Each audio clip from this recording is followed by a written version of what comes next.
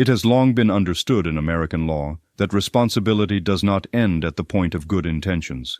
A bartender who overserves an obviously intoxicated patron may have meant no harm, yet the law recognizes that his actions, or failures, can unleash consequences that endanger the public. If that drunk patron gets behind the wheel and kills someone, the bartender can be held to account because he played a foreseeable role in enabling the tragedy. We do not excuse the bartender on the grounds that he hoped nothing would go wrong. We do not allow him to hide behind the comforting rhetoric of compassion.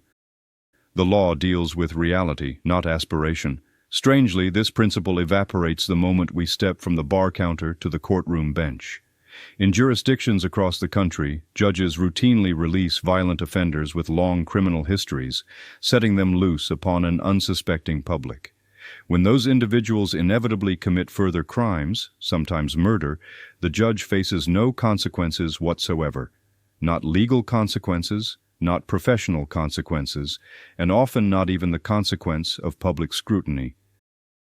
While bartenders are expected to grasp the foreseeable risks of overserving alcohol, judges are treated as if they cannot be expected to foresee the risks of releasing someone with 10 prior violent felonies and a demonstrated disregard for human life.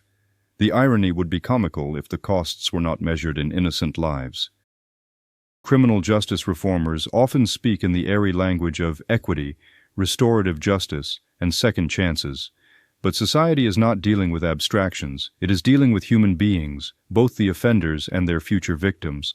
Thomas Sowell has often reminded us that the first rule of economics and of public policy is to ask not what we wish to be true, but what the incentives are and what the consequences will be.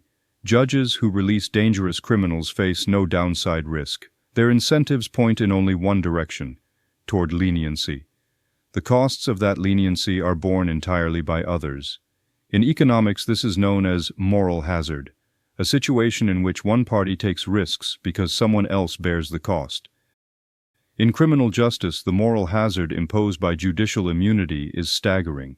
When a judge releases a violent offender who then murders a store clerk or assaults a mother on her way home from work, the judge pays no price.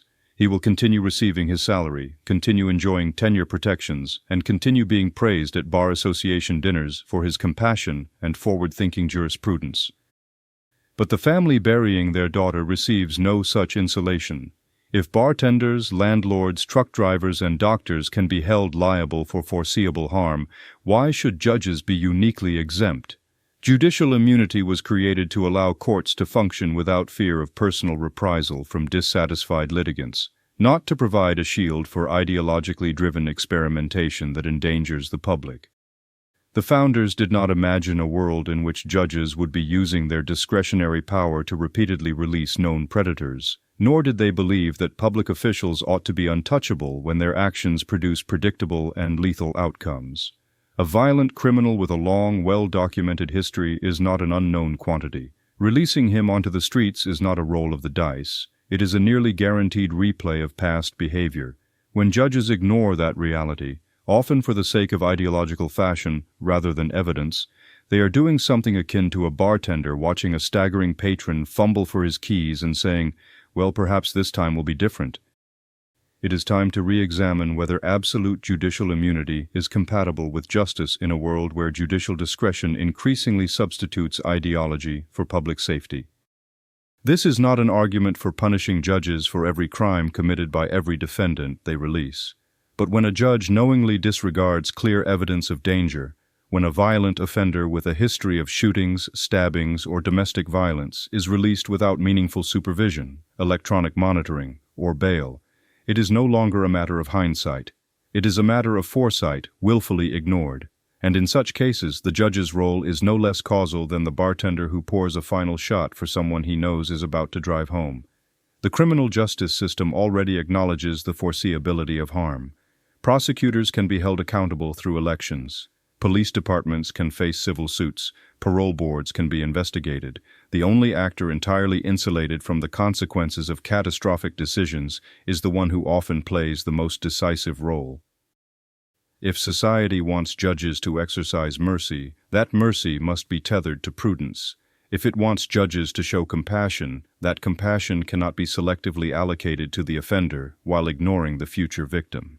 And if it wants judges to balance risks, then they must bear at least some portion of the consequences when they catastrophically miscalculate those risks in defiance of evidence. The public has a right to walk down the street without being assaulted by someone who was arrested last week for the very same crime.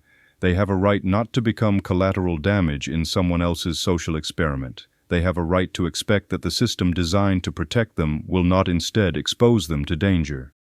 A society that holds bartenders more accountable than judges has inverted its priorities. Accountability should not stop at the courtroom steps. If a bartender must answer for the foreseeable consequences of recklessness, then surely those entrusted with life and death decisions in the justice system should be held to no less a standard.